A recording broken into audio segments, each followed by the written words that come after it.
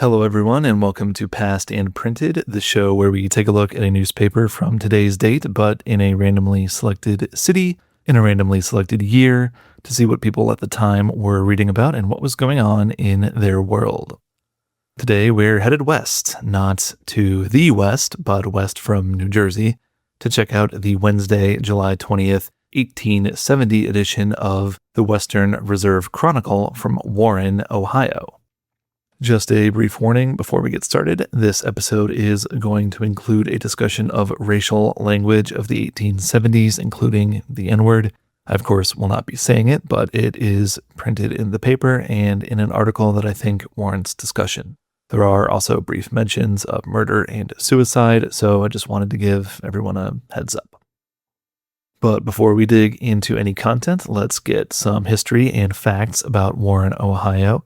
Warren is the largest city and county seat of Trumbull County, located in the eastern part of Ohio, about 16 miles from the Pennsylvania border and just to the northwest of Youngstown. Prior to European colonization, the area around Warren was home to the Erie people. However, by the mid-1600s, intertribal warfare resulted in the Erie Confederacy being destroyed and its survivors being absorbed by other Iroquoian tribes. Prior to the American Revolution, the area was actually part of the colony of Connecticut. As per the 1662 Royal Charter, the colony actually extended from the Long Island Sound all the way to the Pacific Ocean. After the Revolution, the state of Connecticut ceded most of its western land to the new American government in exchange for assumption of the new state's debt.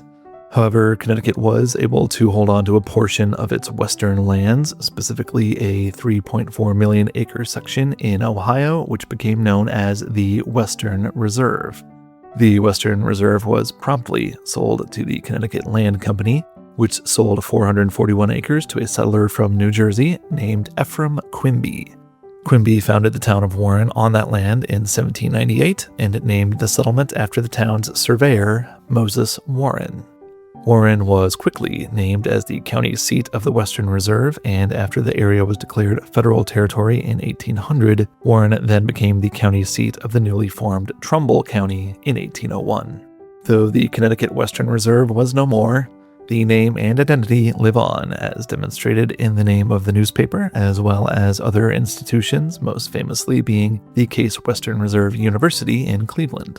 Warren quickly became an important trade center for farmers in the area, and as the 19th century progressed into the 20th, the city steadily industrialized and was famously home to both the Packard Electrical Company and the Packard Motor Car Company. In fact, Warren was the first city in the U.S. to have incandescent streetlights, thanks to Packard Electrical. These days, steel and manufacturing still plays a significant part of Warren's economy, though the Tribune Chronicle, the descendant of the Western Reserve Chronicle, is also one of the city's major employers. In 1870, Warren had a population of 3,457, and as of the 2020 U.S. Census, was home to 39,201 people. At the time of publication, the editor and proprietor of the Western Reserve Chronicle was William Ritzel, and an annual subscription cost $2 or about $51 in 2026 to be paid in advance. And with that, let's go ahead and dive into the Wednesday, July 20th, 1870 edition of the Western Reserve Chronicle.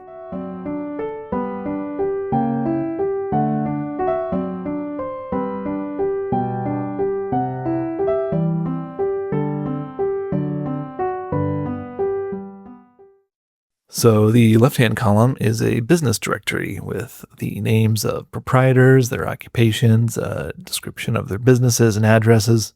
The vast majority of listings are for attorneys and doctors, and an interesting array of doctors as well. We've got homeopathic physicians and surgeons, an eclectic physician and surgeon, which was a branch of medicine which focused on non-invasive botanical treatments, largely based on indigenous use of medicinal herbs and plants. There's plenty of dentists, including one who we see charges $12 for a tooth extraction, or about $307 these days. And there are other businesses, such as leather workers, musical instrument dealers, and Alman D. Webb, who advertises his services as a notary public, a fire and life insurance agent, steamship ticket agent, pension agent, and bounty agent. Now, that's not quite as exciting as it might sound. In this case, a pension and bounty agent would have been a person that helped local Civil War veterans and their families navigate the paperwork involved in getting their military pensions, as well as their bounties, which were cash incentives offered to men to enlist in the Army during the Civil War. The first actual article of the page is, I guess you would call it a review, maybe a discussion of the Tauchnitz edition of the New Testament, written by minister and future president of Dartmouth College, Samuel Colcord Bartlett. That is, the article was written by him, not the edition of the Bible. The piece is 2.5 columns long, and as I'm not overly familiar with the ins and outs of the Bible, I'll try to summarize the essay. So, Tauchnitz was a publishing house that printed and distributed English language literature, as well as translations of German and French works. And their version of the New Testament was edited by the German biblical scholar Katrina von Trump, who had discovered the oldest existing complete copy of the Bible, which was written in Greek and dated to the 4th century. Tischendorf supplied extensive footnotes based on his scholarship, highlighting the variations between the 3 oldest Greek manuscripts of the New Testament. Dr. Bartlett's review of Tischendorf's New Testament begins with an acknowledgement that there are variations between the various ancient manuscripts, and stating that these differences are mainly in the presentation of the material and that, quote, the total and special teachings of God's Word, unquote, are unaffected. He then goes on to talk about why these variations might occur, basically that anytime a work is transcribed multiple times, there is bound to be some changes or errors made by the person doing the copying. The Reverend Doctor also notes that even the oldest versions of the Bible, both complete and incomplete, are not word-for-word facsimiles, and asserts that these variations have been around as long as people have been reproducing versions of the Gospel. Finally, Bartlett describes the types of variations between the manuscripts, ranging from a simple use of synonyms and pronouns to the addition of entire phrases.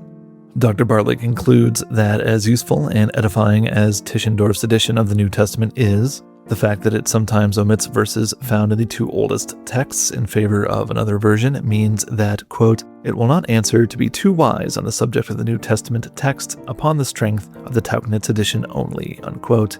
Meaning, don't assume this version to be the definitive interpretation of the New Testament, and don't presume yourself to be an expert just because you've read it. The next piece is lifted from the Cincinnati Times and is an amusing story that allegedly took place in the West End of Cincinnati, and the dialogue is written to emulate the accents of the characters and in a pleasant departure. It is not the degrading faux African-American English that's found in all too many of these newspapers. It is in fact German accents, and as a German American, or descendant of Germans at least, I'm going to give this a pass. And in fact, instead of summarizing, we're just going to have a little Past and Printed story time. So Past and Printed presents a domestic scene all about a parasol tassel. A parasol tassel is a very small thing to create a difficulty in a man's family, yet insignificant as it is in itself, it did cause much domestic trouble in the West End last night. The night was warm, as many who were tossing about in ineffectual efforts to sleep may remember. Taking a stroll in the streets about 11 o'clock to see what we could hear and hear anything there was to see, we came upon a discordant couple, man and wife evidently, who were so earnestly engaged in a family dispute between themselves, they didn't observe us, so we stopped to observe them. They were of unmistakable Teutonic origin. The husband, stubborn and morose, was seated on the doorstep of a planing mill, and the wife was standing in front of him on the sidewalk, emptying imaginary vials of wrath upon his head, varied with various female lamentations and pleadings usual upon such occasions, all of which he received with occasional sullen remonstrance. "Only 2 years married already," said the indignant wife, "and you running around with the girls pretty quick. You ought to be ashamed at myself. And here's the little parasol tassel that I found in your pocket. Just such a little tassel that Katrina von Trump's parasol don't have got all the while. What you got to say to those?" "What I got to say," returned the husband in a tone of injured innocence, "what I told you already, what I always told you, and what I never tell you some more, what I live and always will. I told you I found the little parasol tassel at the baseball grounds, and that's more what's the matter. The wife would not accept the explanation, but continued to accuse him of connubial derelictions, although the only evidence she seemed to have on hand was the parasol tassel. At length, another actor appeared on the scene. He proved to be a neighbor of theirs, and although he came strolling along, whistling in an indifferent manner as if on no purpose bent, it was apparent that he had sought them with a view of effecting a reconciliation and getting them home. "Hello, Hans, was this you?" said the newcomer, acting as though surprised at finding him there. "You are pretty late out, ain't it? Why you no go home?" "I don't go home anymore. That's why I ain't out pretty quick late," replied Hans gloomily. The neighbor inquired the reason of their difficulty, which Mrs. Hans was not slow to give, exhibiting the suspicious tassel. "What?" said the neighbor in astonishment.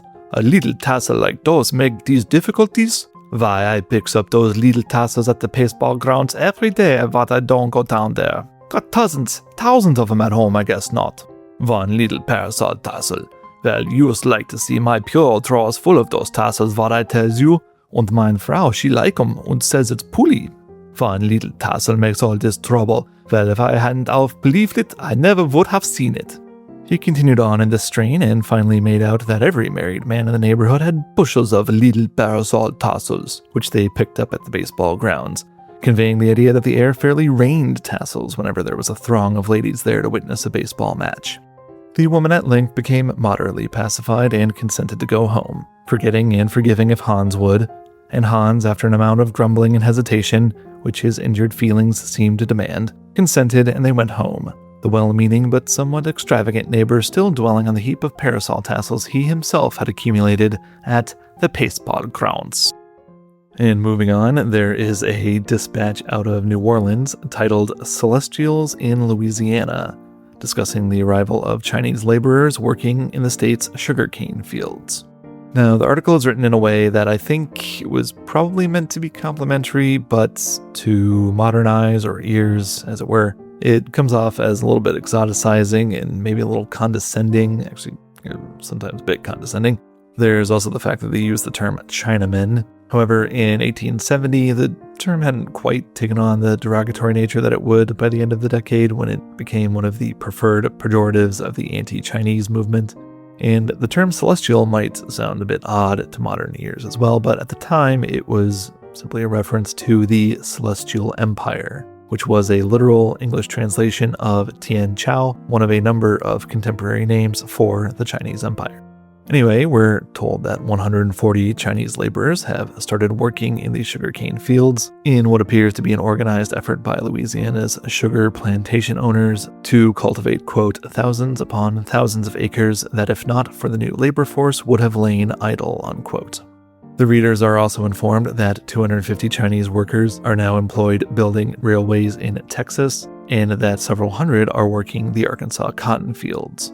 Apparently, the climate in Louisiana is particularly hospitable to the new workers, and since 19th century immigration from China was mostly from the Taishan area of Guangdong province, which has a humid subtropical climate, the same as Louisiana, that's actually pretty accurate. The paper describes the workers' appearance as, quote, dressed in blouses and drawers very much like a Coney Island bathing dress, with shaven, crowned, beardless faces and plaited pigtails sweeping the ground, unquote. It's also noted that they are all young men, described as, quote, lithe, muscular, and active as a company of French zouaves, unquote.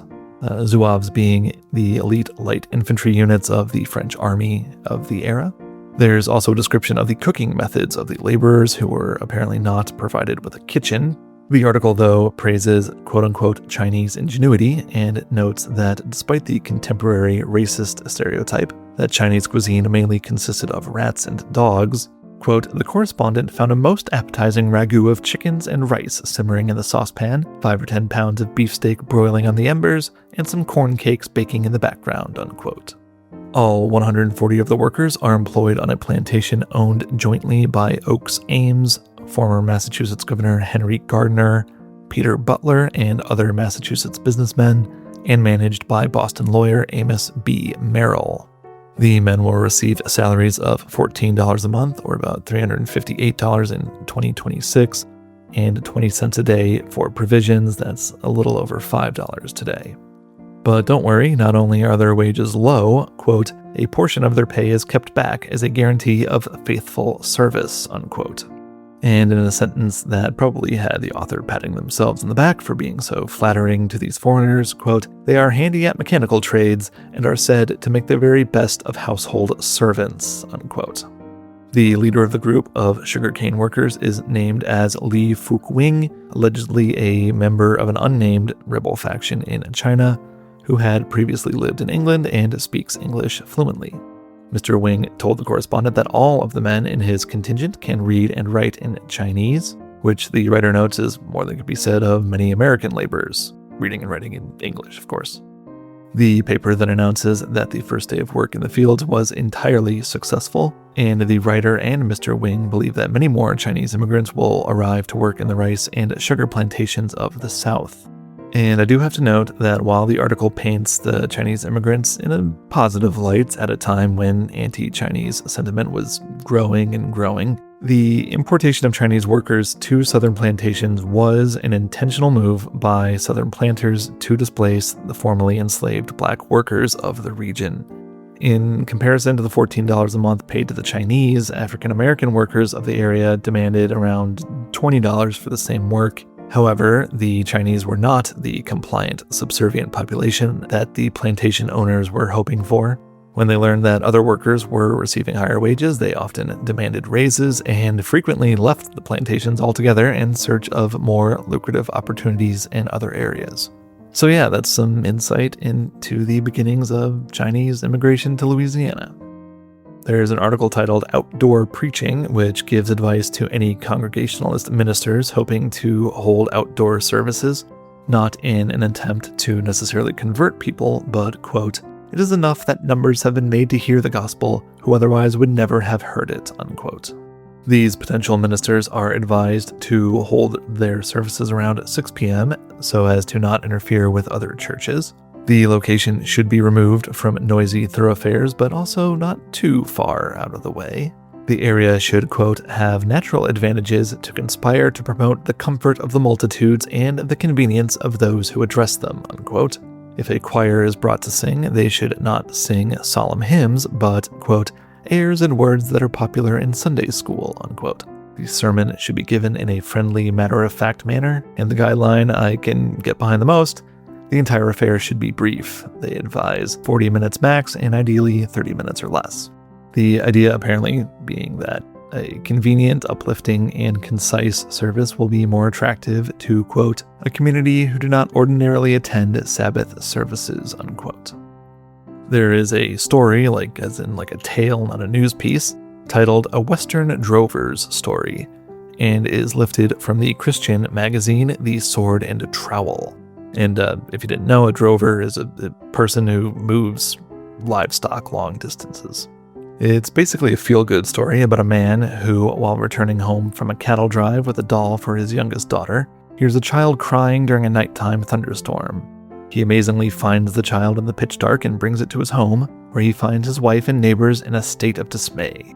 Handing off the child, whose face he hadn't seen because of the darkness, he discovers that it's his own daughter, who had wandered off and gotten lost, hoping to meet her father on the road home. What a miracle. Then there's a short piece called Put It in Writing, extolling the merits of putting any business or professional agreement or conflict to pen and paper. The Chronicle's reasoning being twofold. First, writing out business agreements helps to avoid misunderstandings that often arise from, quote, the loose way in which business matters are talked about, unquote. And second, when a professional conflict arises, writing out the issue can often give perspective on the actual size and importance of said issue. To illustrate this point, we are given the alleged real-life example of an army captain who excitedly approached his colonel trying to launch into verbal complaints against another officer. The colonel told the man to stop, put his complaint in writing, and present it to him for consideration. Captain did so, and upon writing out the details of the conflict, he realized how ridiculously small the issue actually was, quote, laughing at his own folly in giving it any attention, unquote. And then there is one more humorous story. This time, I think it comes straight from the staff of the Chronicle, titled The Doctor's Ride. It tells of Dr. Josiah Campbell, a apparently quite skilled physician of the Western Reserve, but whose eccentricity and absent-mindedness is matched only by that of his wife, Margaret. To summarize, the good doctor, having left his saddle to dry on a horizontal log in his yard, is told by a neighbor that someone needs his services at a nearby farm. Dr. Campbell hops up on the saddle on the log and doesn't realize that he isn't moving. His wife even brings him a drink of water at one point and doesn't question his actions. It's only when the neighbor comes by again that he realizes he'd been sitting in his front yard all morning. And the rest of the page is quite a number of short articles and snippets. I'll summarize just a few of them here. One is an anecdote attributed to Charles Dickens, reinforcing the view that no matter what bad thing is happening in one's life, there's always something to be thankful for. To illustrate this point, Dickens tells of some prisoners at the infamous Newgate prison in London who were sentenced to be hanged. On the morning of their execution, the men are led to the gallows, observed by a large crowd of men, women, and children of all ages. However, before the sentence can be carried out, a bull snaps its rope, charges into the mob, and scatters the crowd with its horns left and right. Whereupon one of the condemned men turns to his companion and says, "I say, Jack, it's a good thing we ain't in that crowd." And one of these snippets offers a flattering remembrance of Star-Spangled Banner author Francis Scott Key. The piece, which is lifted from an editorial in the Cincinnati Daily Gazette, proclaims that Key was, quote-unquote, an early opponent of slavery, and that he so readily volunteered to defend the downtrodden sons and daughters of Africa that he was given the nickname the N-word lawyer by other attorneys. Obviously, they actually print out the word in the paper. And apparently, Key frequently got into arguments with fellow lawyer Benjamin S. Forrest over what the writer calls the N-word question. The piece finishes off by saying that it was these debates that convinced the writer that, quote, slavery was wrong, radically wrong, unquote. And I thought this was kind of an important snippet to cover because it provides an example in the persona of one of the most famous figures in American history of the seemingly contradictory positions that many white Americans had leading up to the Civil War. And I'll say up front that the writer isn't necessarily wrong about Key, but he does present one side of the man's attitude towards slavery. First, the true points.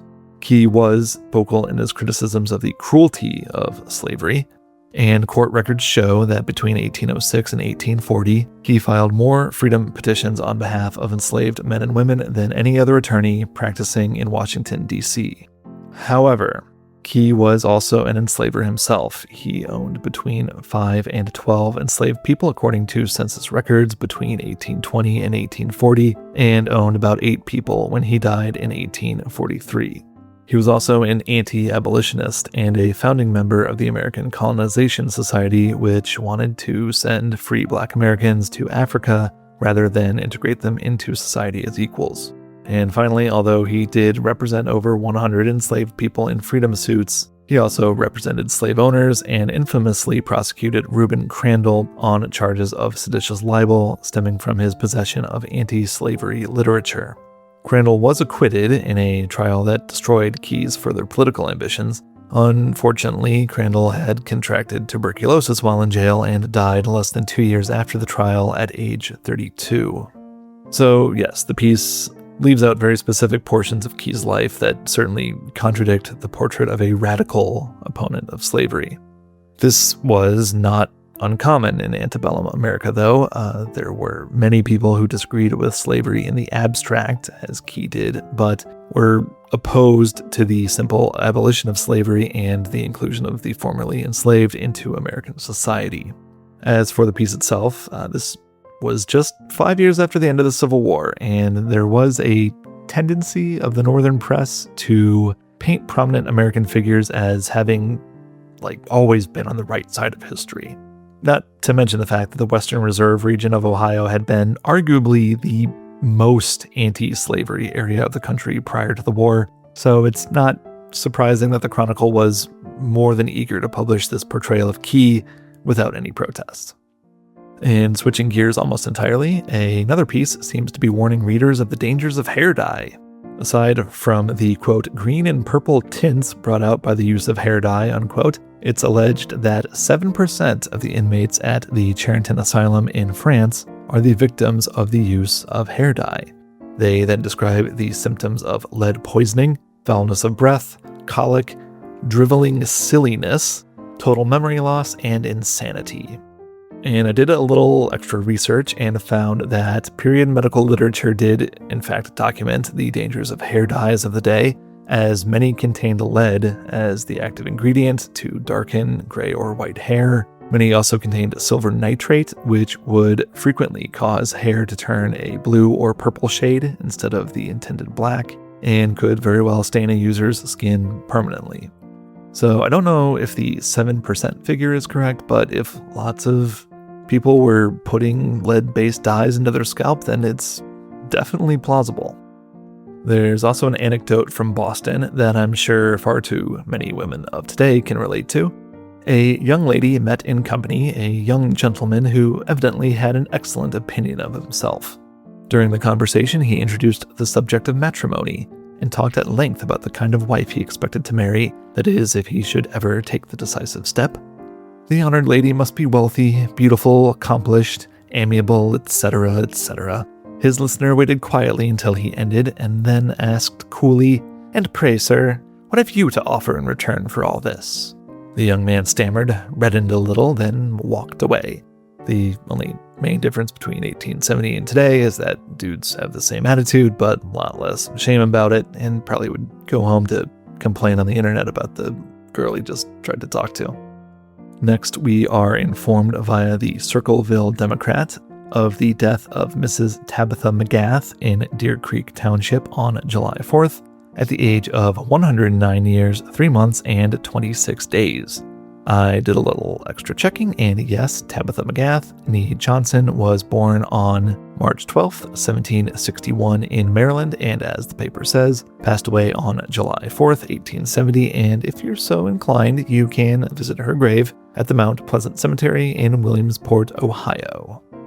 And in a critique of the cyclical nature of fashion, a Connecticut man has worn the same hat to church for 40 years. It has been in style 7 times during that period. And with that, we come to the end of page 1, and let's make our way onto page 2.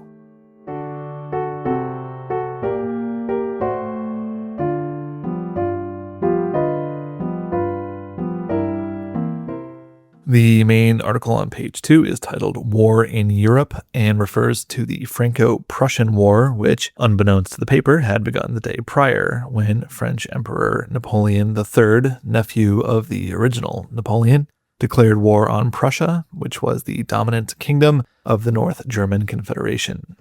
A snippet in another little section of the page states that the war was declared on July 15th, but that was really just when France mobilized its army for the impending conflict.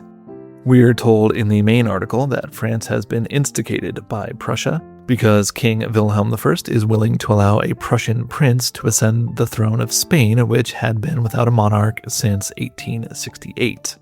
The throne had been offered by Spain to Prince Leopold von Hohenzollern-Sigmaringen, a distant cousin of King Wilhelm.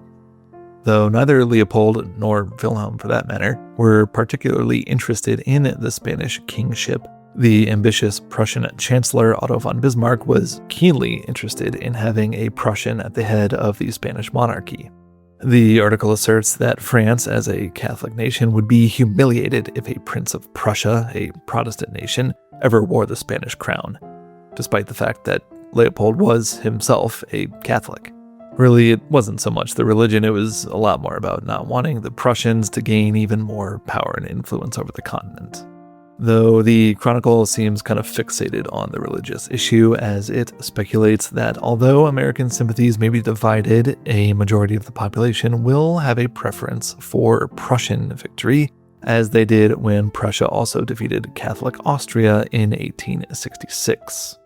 Although they do acknowledge that the American people may also have a negative opinion of France and Austria, because Napoleon III launched an invasion of Mexico to attempt to overthrow the liberal government of Benito Juarez in favor of Emperor Maximilian I. Not only did the U.S. recognize Juarez as the legitimate head of the Mexican government, instead of Maximilian, who was actually an Austrian duke, France's invasion constituted a breach of the Monroe Doctrine, which was the U.S. foreign policy position that European powers should not interfere in the affairs of North and South America. After this kind of summary, we're given a number of notes regarding the conflict received via telegram over the past several days. On July 14th, in Paris, troops formerly garrisoned there have mobilized towards the eastern border and are being slowly replaced by raw conscripts. Austria is professing neutrality, and in Russia there seems to be a strong preference for a Prussian victory. On July 16th, the French army has concentrated at Metz. Napoleon is headed for the border and is planning to cross the Rhine immediately, although in reality the emperor wouldn't reach Metz until July 28th. The French Navy has deployed gunboats on the Rhine and other Prussian rivers and is prepared to attack the Prussian fleet in the English Channel, and their Baltic fleet is ready to bombard Prussian ports. Sweden and England have announced their neutrality. Italy, Spain, and Denmark remain friendly to France. A dispatch from Bazrin, about 27 miles from Strasbourg, says that a detached corps of the Prussian army has entered France in the department of Moselle on the Nancy and Mannheim Railway. As of Monday, the French force near the border is estimated at about 130,000 men. It is predicted that the Prussians will attack Metz from two directions, one force via Thionville and the other via Kehl. From July 17th, there is an unverified account of an engagement near Forbach, resulting in a loss to the Prussians of 3,000 men killed, while the French are purported to have lost 2,000 troops. The French report that the moment Prussian troops crossed the frontier, 280,000 French soldiers were ready to cross into Germany. Zouaves, the aforementioned light infantry from Africa, are disembarking in Marseille, and apparently the French enthusiasm for the war is sky high. People are offering to pay double taxes, and the police are obliged to protect the residences of politicians who made speeches against the war. And in the most recent news from July 18th, France is demanding a decision today from the South German states of Bavaria, Württemberg, and Baden as to whether they will ally with Prussia or not. Spoiler alert, they did. The French newspapers note that as of the 18th, neither France nor Prussia has officially declared war, and both sides are hesitant to be the aggressor. And finally, the previous day's news of a battle near Forbach was incorrect. No armed engagements have occurred yet. In concluding the war news for now, we have a summary of the military resources and strength of France and Prussia. The Army of France consists of the active army and the reserves, consisting of 400,000 men each. The active army is actively recruiting, and as of the 18th, over 500,000 men have enrolled. The National Guard, another division of the military, which was actually kind of sort of a combination of militia and reserve police force, apparently numbers about 500,000 men. The Army, Reserves, and National Guard number a total of 1,350,000 men. The army is under command of Napoleon III, and under him are 8 marshals: Count de Vaillant, Count Barguet de Hilliers, Count Randon, Marshals de Boeuf, F.C. Canrobert, MacMahon, Faure, and Bazaine. The army is divided into 7 army corps and has 119 first-class fortresses. France's navy consists of 430 vessels with 4,680 guns, of which 35 are ironclad screw steamers. The naval force consists of 72,000 men. As for Prussia, the paper states that it is under superior military organization. Another spoiler alert, they were right. It is believed that 1 million soldiers can be mobilized with a single telegram from Berlin. The chief commander of both army and navy is King Wilhelm I. Count Helmut von Moltke is chief of staff. There are 11 regular army corps or divisions commanded by Manteuffel, Prince Friedrich Wilhelm, Prince Friedrich Karl, Alvensleben, Steinmetz, Tumpling, Sastrau, Bittenfeld, Manstein, Voitsretz, and Ploski. The Prussian navy, on the other hand, consists of 99 vessels bearing only 637 guns, her sea armament being about 1/4 as great as that of France. In addition, Prussia has only 4 ironclad warships to France's 55, but no spoilers on the war itself, as we'll probably touch on it more in future episodes. Shifting to domestic politics, we're notified of important bills passed by Congress. The Chronicle reports that the most important bills passed were the currency bill and the funding bill. The currency bill maintained the circulation of greenbacks, the paper money issued during the Civil War, and replaced $45 million, or about $1.15 billion these days, in temporary loan certificates with the same amount of national banknotes, and this helped the country achieve currency stabilization in the wake of the Civil War. And then the funding bill authorized the issue of lower-rate, longer-term bonds up to 30 years to exchange for high-interest 5 to 20-year bonds, which were intended to lower the government's borrowing costs. According to the article, the funding bill calls for the issuance of $1 billion in 30-year 4% interest bonds, $300 million in 15-year 4.5% interest bonds, and $200 million in 10-year 5% interest bonds. In 2026 dollars, that's about $25.6 billion in 30 years, $7.67 billion in 15 years, and $5.12 billion in 10-year bonds. Also, the new bonds must be sold at par in gold. Principal and interest are to be payable in coin and are exempt from all taxation. Then in Ohio legislative news, there was a win for quote-unquote the opponents of the liquor traffic. According to the Sandusky Register, a new amendment provides for, quote, every husband, wife, child, parent, employer, or other person injured by an intoxicated person, or in consequence of intoxication, to have the right of action against the person or persons selling the intoxicated person liquor resulting in such intoxication, unquote. Then there is a lengthy explanation, mostly made up of different examples of how the law could be applied, but towards the end of the column, it's stated that the legislation follows the legal principle that holds the owner liable for damage done by an ox or other violent animal because the owner should know the temperament of their animal and therefore should know to keep it confined.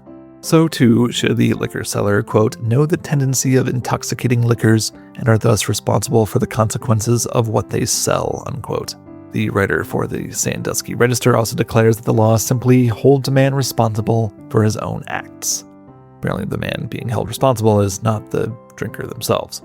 Despite what the Register says, the purpose of the law is actually quite clear. It's an attempt by the temperance movement to pass the cost of drunkenness on to the liquor trade, basically saying, if saloons and liquor stores profit off of a man's drunkenness, then they should be held financially responsible for his actions.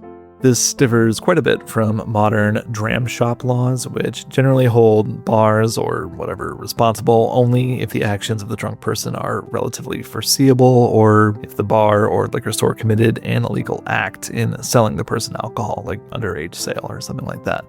So, for example, a bar could be held liable for over-serving a visibly drunk person who then gets in their car, drives drunk, and injures or kills someone. However, they cannot be held responsible if, they serve a few drinks to someone who later, while kind of intoxicated, gets in a fight and injures someone. The general logic being the person very well may have gotten into that fight while sober, and the bartender or liquor store clerk has no way of knowing the temperament of every person who walks through their doors or what those people are going to do when they walk out. So I don't know exactly how long this law was on the books, but nowadays the person generally cannot sue a liquor seller just because one of their customers later injures them or causes some other kind of damage. The Chronicle announces that a national education convention will be held from August 15th to the 19th in Cleveland. The heads of universities and schools from around the country will be in attendance, many of whom will be giving speeches and presenting papers. We're also told that the Cleveland Omnibus and Hack Company, hacks being like taxi cabs, will transport attendees from point to point in the city for 25 cents. That's about $7 in 2026, which is half the normal fare. Riders must present a certificate obtained from the reception committee in order to get the reduced fare. And in an interesting example of how language changes over time, the piece says, quote, entertainment can be had at the Kennard House for $3 per day, Weddell House for $2.50, and American, Russell, and Cleveland houses for $2, and for ladies at private boarding houses from 1 to 50 cents per day, unquote. So yeah, in 1870, entertainment could refer to lodgings as well as fun or amusement, like how we generally use it today. Also, back in the day, hotels were often referred to as such and such house. So these are rates for hotels and boarding houses ranging from about $77 to $13 per day in 2026 dollars. And interestingly, the building that was once named the Kennard House is still standing in downtown Cleveland at the corner of 6th Street and West St. Clair Avenue. Page 2 also contains the marriage notices. On July 7th, Mr. I. M. Goist of Liberty, Ohio, married Miss Molly A. Kirk. On the 13th, Mr. William E. Boyd, also of Liberty, was married to Miss Mary E. McCoy of Vienna, Ohio. Mr. William Williams and Miss Margaret Roberts, both of Hubbard, Ohio, had their wedding in Sharon, Pennsylvania on July 15th. Back on June 16th, Mr. A. J. Truxell of Mecca, Ohio, was married to Miss Kate A. Smoyer of Albion, Michigan. Also in Mecca on July 10th, Mr. Zedek Holtz was married to Miss Sylvia R. McElry. On the 13th at Mineral Bridge, Mr. Thomas Morris was wed to Miss Mary Rose Wasser, both of Trumbull County. On July 7th, again, why aren't these ordered in some way? Aaron H. Foote married Mary M. Weir of West Farmington. Back in Sharon, Pennsylvania, on the 4th of July, Mr. George Neal of Youngstown was wed to Miss H. W. Caulfield of Warren. And finally, staying in Sharon, on July 2nd, Mr. George Walford was married to Miss Lucinda Morrow, both of Brookfield, Ohio. Other than some advertisements, there is a column of short news snippets, both statewide, national, and international, starting off with news that a pension of $3,000 or $76,745 in 2026 has been granted to Mrs. Lincoln. That would be Mary Todd Lincoln, Abraham Lincoln's widow. Whitefish are rapidly decreasing in numbers in Lake Erie. Mr. Jacob Stokes, aged 103 years, died in Ravenna on July 10th. Republican Senator Daniel Sheldon Norton of Minnesota died in Washington, D.C. on July 14th, aged 41 years. An examination as to the ill treatment of the colored cadet at West Point has been officially ordered. So I'll dig into this. This is referring to James Webster Smith, who had just been admitted to the U.S. Military Academy at West Point on July 9th. However, he and other prospective cadets had reported to the Academy on May 31st to prepare for entrance exams. Almost immediately, Smith and another black nominee, Michael Howard, faced racial insults, hazing, and physical abuse by the other cadets. Smith passed the exams and was admitted to the Academy, but Howard did not. Unfortunately, but unsurprisingly, this quote-unquote ill treatment didn't stop with Smith's admission, and he faced harassment from both fellow cadets and instructors, which culminated in his discharge from West Point with 1 year to go in his studies after he was failed by his philosophy professor. Smith, who had been born into slavery in South Carolina in 1850, graduated with honors from Hartford Public High School in Hartford, Connecticut, and had briefly attended Howard University before being nominated for cadetship at West Point by South Carolina Congressman and former Ohioan Solomon L. Hodge. Though understandably embittered by his experiences at the Academy, Smith accepted a professorship at South Carolina's State Agricultural College and Mechanics Institute, where he taught mathematics and military tactics. Sadly, James Smith succumbed to tuberculosis on November 30th, 1876, at the age of only 26. Despite being the first African American admitted to West Point, his accomplishments have been largely overshadowed by Henry O. Flipper, who was the first black person to graduate from the U.S. Military Academy in 1877. In the smallest of consolations, Smith was posthumously commissioned as a second lieutenant in the U.S. Army in 1997. Let's see, the death of Rear Admiral John A. Dahlgren of the United States Navy has been announced as occurring last week. Andrew Logan, an old Cleveland editor, died recently at Independence in the 80th year of his age. 500 Chinese workers for the Alabama and Chattanooga Railroad arrived at Chattanooga, the first installment of 2,000. A man was arrested near the new Millboro station on the C&P Railroad while placing obstructions on the track. He refused to give his name. 2 children, daughters of John Leonard of Akron, were fatally burned a short time since while endeavoring to use coal oil in starting a fire. Gold closed in New York at $125.25 an ounce. That's about $3,076 today. John G. Nicolay, former private secretary to President Lincoln, has accepted the position of managing editor of the Chicago Republican newspaper.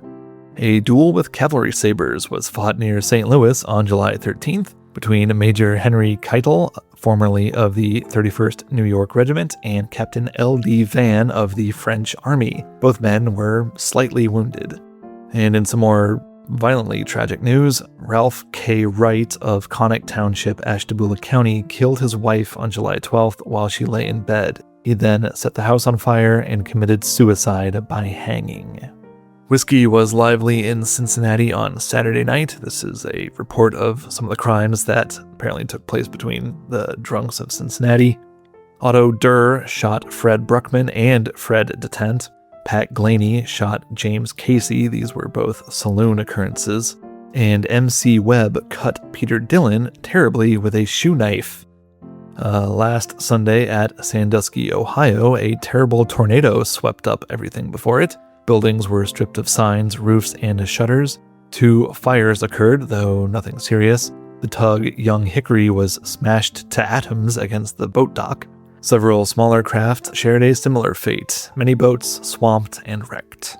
There is a $150 reward being offered in the case of a chestnut sorrel mare stolen from the pasture of Job J. Holliday in Vienna Township, Trumbull County, on the night of July 10th.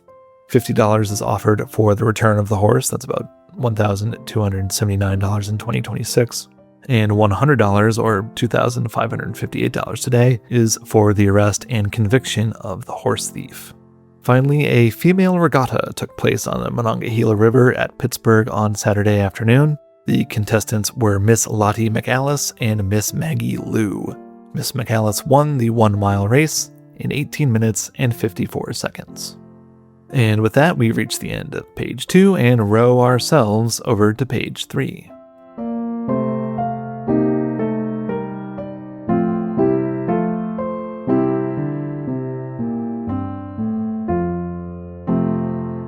Page 3 starts off with a schedule for the passenger trains coming in and out of town, and then after that we get to the local and personal section, which is, of course, snippets and short pieces on the news around Warren and Trumbull County. The Warren Homestead and Loan Association meets next Saturday evening. The Brookfield Agricultural Society will hold its annual fair on the 28th, 29th, and 30th days of September. The new hotel at Youngstown has been leased by Mr. John H. Dolman of Columbus, by whom it will be kept. The rolling mill of Harris Blackford & Company suspended operations a few days since to make necessary repairs. Saturday and Sunday were the hottest days of the season, the temperature ranging during each day from 90 to 95 degrees. Almost cool by today's summer standards. On July 12th at Girard, the following officers of the Girard Lodge 432 Independent Order of Oddfellows were installed to serve the ensuing term. Samuel J. Lambert was installed as Noble Grand, A.J. McCartney as Vice Grand, and C.D. Goodrich as Right Supporter of the Noble Grand. Mr. J.J. Childs, formerly superintendent of the Warren Union Schools and at present a principal in the St. Louis schools, is now here meaning Warren, and proposed spending a portion of his summer vacation with friends in this place. In what appears to be some public shaming, Charlie Lowry got on a bus Saturday evening that means he got drunk AF, and struck 2 or 3 people. He was arrested and sent to jail. The sheriff let him out in the morning on his paying the sum of $60.35 fine and costs. He thought it was a pretty good night's lodging. And that fine comes to about $1,545 these days, which is pretty light for getting drunk and hitting people, I should think. Although, shouldn't he have had to go to court before paying a fine? I don't know. I'll have to look into that later, I guess. The Register of Youngstown enumerates the number of buildings erected for the past year in that city at 52, costing $35,800, or an average of $668. That's a total of about $916,000 and an average of $17,600 in 2026, which illustrates the problem with trying to calculate inflation prior to 1913, when the Consumer Price Index was first officially tracked by the government. A lot of the inflation doesn't quite work out. The Chronicle continues, We might mention less than 1/2 the number in the city, costing much more, not counting barns, pigsties, and such. So apparently, I think the Chronicle thinks that Warren is lagging behind Youngstown in terms of development. The members of the bar of the 2nd subdivision of the 9th Judicial District will hold their annual reunion at Nelson Ledge on Thursday, August 4th. The committee will please accept our thanks for an invitation extended to us to participate with them in the pleasure of the occasion. That is one hell of a way to write a sentence. We mentioned last week that Mr. A.J. Troxel had made an oil strike in Mecca. We have learned from him since that his well, which is located near Powers Corner, had up to Saturday last been running 7 days and yielded about 40 barrels during that time. On Saturday, the yield dropped down to about 2 barrels per day. He sells the oil readily at the well for $25 a barrel, that's about $640 these days, and at this rate, a barrel a day is a pretty good thing. His well produced about $1,000 worth of oil in 7 days, so just about $25,582 in a week. That's not too shabby. Mr. Howard A. Bridgen of Mesopotamia, there's a lot of Middle Eastern-inspired town names around this area, isn't there? Anyway, Mr. Bridgen has in several instances given notable evidence of being a quote-unquote cunning artificer in marble. The latest specimen of his artistic skill is the sculptured likeness of a Newfoundland dog, the original being a favorite animal owned by Mr. Church of Middlefield. The resemblance is said to be so perfect that the old dog appears at times to be confused as to his own identity and acts like quote-unquote one beside himself. The block of marble from which the figure was carved weighed in the rough 1,710 pounds. It weighs in its finished state about 1,000 pounds. Reverend J.W. Wilson, a colored man who officiated during the war as chaplain of Colonel Shaw's Massachusetts Colored Regiment. By the way, if you haven't seen the movie Glory, do it. But Reverend Wilson addressed an audience in the public square on last Saturday afternoon, his subject being the condition of his race. And again, this is all quoted directly from the paper. Mr. Wilson is a speaker of ability and a man of education. He was listened to with much attention, notwithstanding the weather, which was so oppressive as to be almost unendurable. The speaker advises his colored friends to seek homes in the South, where he contends less prejudice exists against the colored people, and more favorable opportunities are presented to them to procure homes and a competency for old age. Of course, knowing what we know now, that may not seem like the best advice, but at the time, he was probably right. This was right in the middle of the Reconstruction era, and black people, well, black men, were wielding their political influence, being elected to state legislatures, and a few even to Congress. Black children had access to public education for the first time, and newly arrived merchants assisted in creating economic opportunities for newly freed black communities. Not to mention the fact that, although most Northerners were glad to see slavery abolished, they were still plenty racist and wanted the formerly enslaved to mostly stay down south. Unfortunately, the Reconstruction era wouldn't last, but that's something to get into on another episode. And that is it for the local and personal snippets. The items of local interest continue, though, as the second column contains a couple of obituaries, although the first one is quite short. It reads, Mr. John C. Hulse, who was the first white child born in Bezetta, the year being 1808, died at his residence in Mecca on July 1st. The second obituary is much longer and is for Mrs. Sarah A. Wentz, who died in Warren on July 17, 1870, aged only 46 years. Mrs. Wentz had been born in the city of New York, where she resided until 1847, when she moved to Warren and married Mr. Aaron Wentz. Aaron had come to Ohio a year earlier to establish his business. Sarah had a talent for literature, writing, quote, beautiful and interesting articles for periodicals of the day, unquote, and more recently had written 2 books titled Smiles and Frowns and Amy Denbrook, which the obituary says breathed the spirit of her moral and religious character. Unfortunately, her failing health compelled her to give up much of her writing, as well as, quote, much of that sociability which was congenial to her nature, unquote. She was a devoted member of the new church and attracted a large circle of friends, each of whom will regard her death as their special loss. So that's it for the official obituaries, but there's a section just titled Berg Hill, which is a small community in Vernon Township, Trumbull County, and from what I can tell, this looks to be a letter to the editor, the topic just being some information about people on the outskirts of the county. The first paragraph is talking about a woman, Mrs. Mary Bracken, who lives in Kinsman, which is to the northeast of Warren, and who is the widow of Mr. Ezekiel Bracken. Mrs. Bracken is 76 years old, has lived in Kinsman for 62 years, and is the mother of 4 sons and 5 daughters, all living, which is quite unusual for the time. The writer also makes a point of noting that all 4 of her sons are around 6 foot 2 inches tall, which was also very tall for the 1800s, so just an extraordinary family all around, apparently. The writer concludes that Mrs. Bracken has seen, heard, and remembers much that interests him, and that she seems to be happy and content in her old age.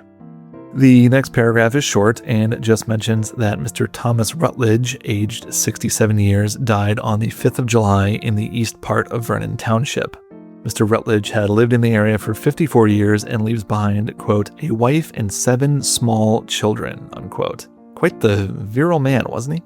Jokes aside, though, in an era where women didn't generally have careers, at least married women, what happens to a wife and 7 children when the sole provider dies? I couldn't help myself. I had to look into the family a little bit more. Thomas Rutledge did indeed have 7 children when he died at age 67, and his wife, Lydia Spring Rutledge, was 37 at the time. According to the 1870 U.S. Census, which recorded the family a little over a week before Thomas's death, neither Thomas nor Lydia could read or write, and their children, 3 sons and 4 daughters, ranged from 1 year old, daughter Minnie, to 16, daughter Ellen, and the 5 oldest children had all attended school in the past year. I can't imagine life would have been particularly easy for the family after this, but by the 1880 census, the family is still largely together, with 22-year-old son George and 19-year-old son James listed as working on the family farm. Ellen seems to have moved out, and although Lydia doesn't seem to have remarried, there are 2 children, Alvin, age 9, and Mary, age 5, who were born after 1870. This seems like a bit of a long-lost mystery here, as the birthplace of the father of Alvin and Mary is listed as unknown. I have my thoughts on why that might be, but I don't really want to speculate. This is someone's ancestor, but I've got some theories on why that might be the case.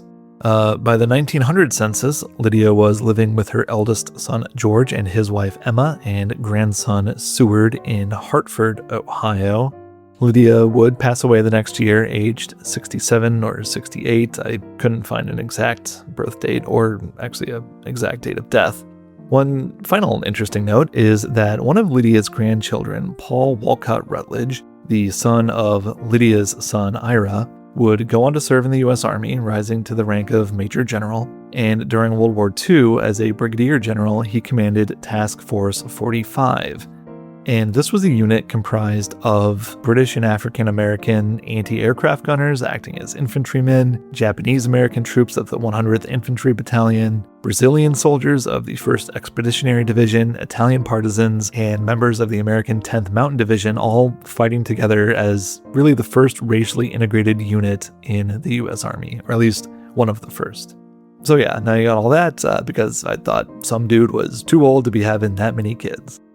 And if you forgot, we're still on that letter about random citizens of Trumbull County, which ends with the writer lamenting that he hasn't seen any notice in the Chronicle about the death of Mr. David Haynes, who, quote, died a short time ago in Poland, that's Poland, Ohio, and was buried at the center of Vernon Cemetery, unquote.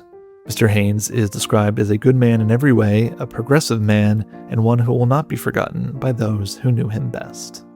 Aside from that, there is praise for a concert given the previous Tuesday at Webb's Hall in Warren by Mr. James McCombs.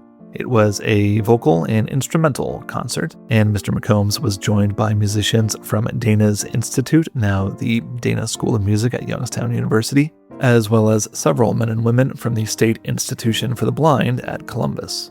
Miss Nation and Miss Neal apparently won numerous flattering compliments, and Mr. Seeley's clarinet solos, quote, gave a pleasing variety to the program, unquote.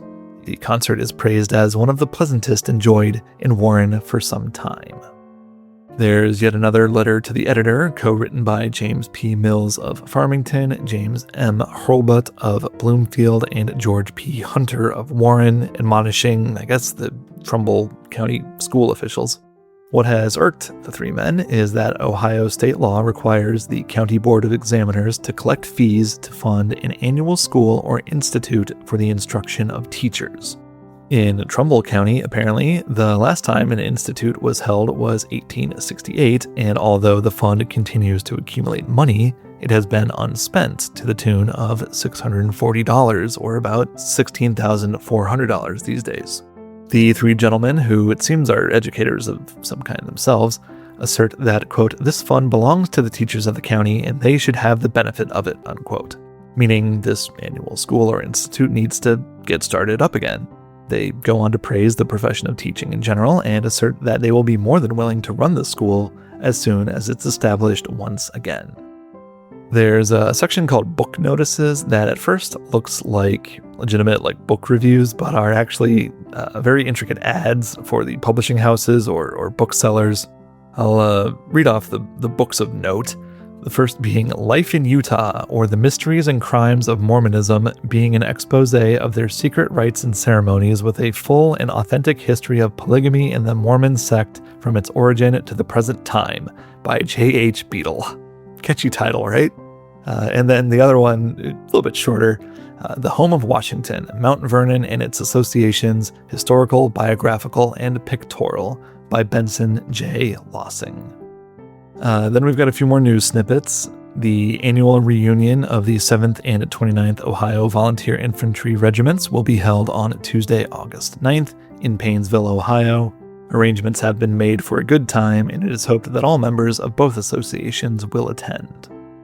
A single firecracker at Keokuk, Iowa on the 4th of July, thrown into a stable, ignited the straw and thus destroyed 22 buildings, causing a loss of $50,000 or about $1.28 million in 2026, on which there was only $30,000 worth of insurance. A costly amusement, says the paper. Captain Thomas Paddock, who has served as the captain of the Cleveland Greys for 27 years, resigned that office on July 12th. So the Cleveland Greys were an independent volunteer militia that was formed in 1837 to act as auxiliaries to the local constables and protect the city from a feared invasion from Canada, the War of 1812 still being fairly fresh in people's minds, I guess.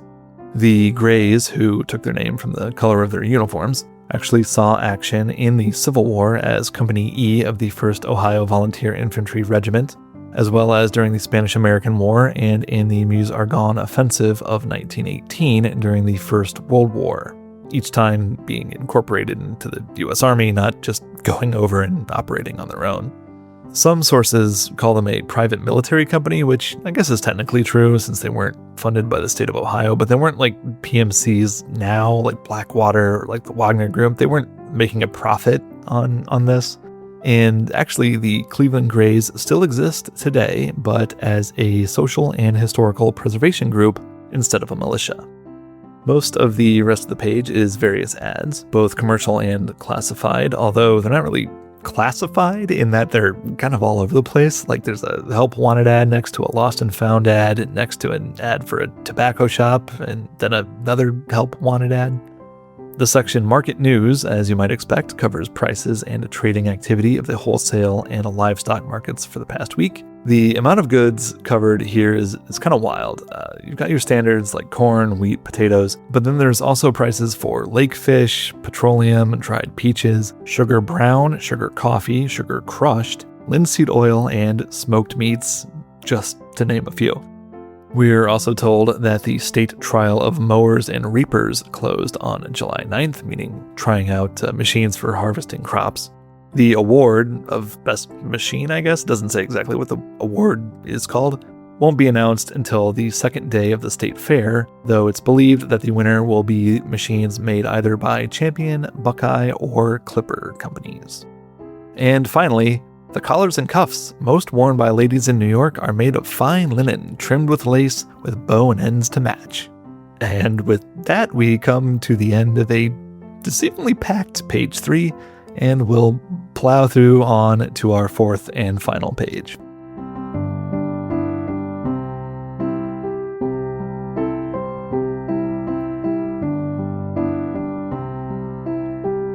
So, the last page, page 4, is mostly ads, actually some great vintage advertising graphics.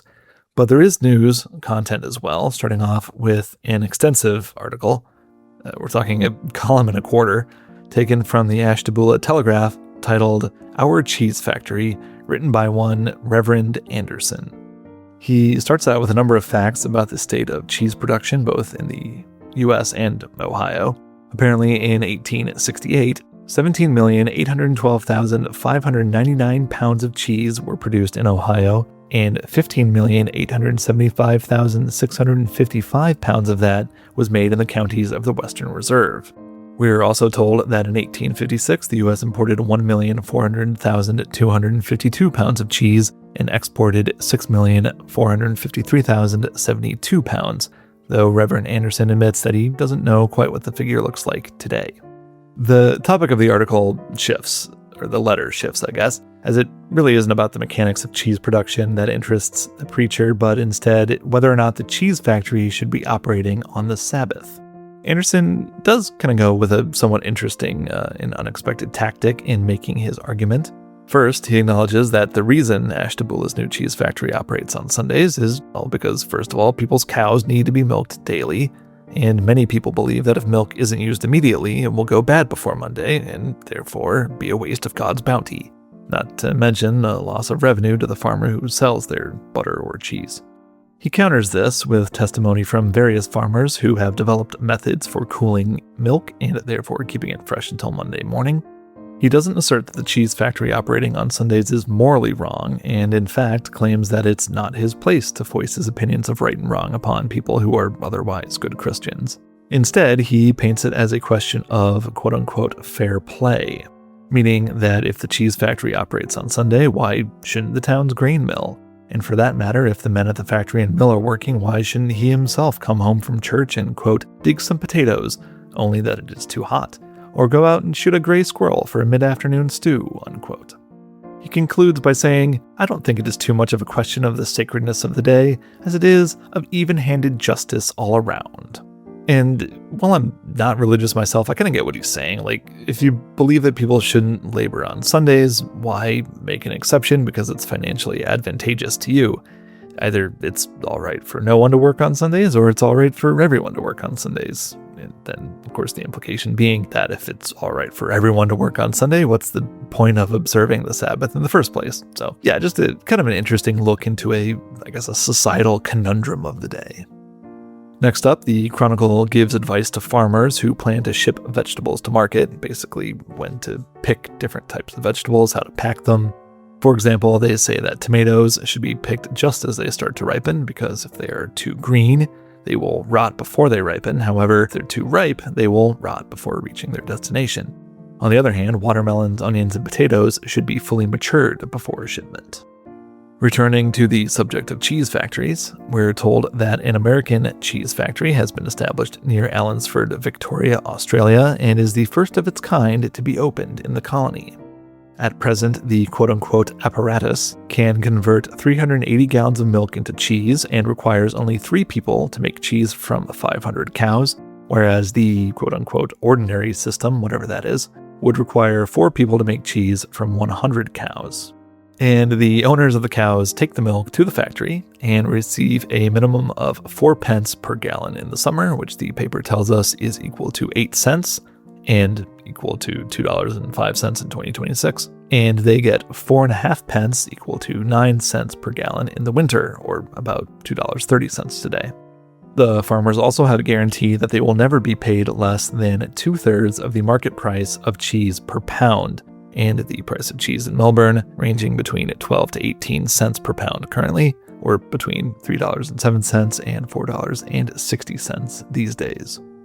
And then in the final section, there are a few short snippets, factoids, humorous anecdotes, that sort of thing. A lot of them I don't understand, but the first one is kind of a classic style of joke.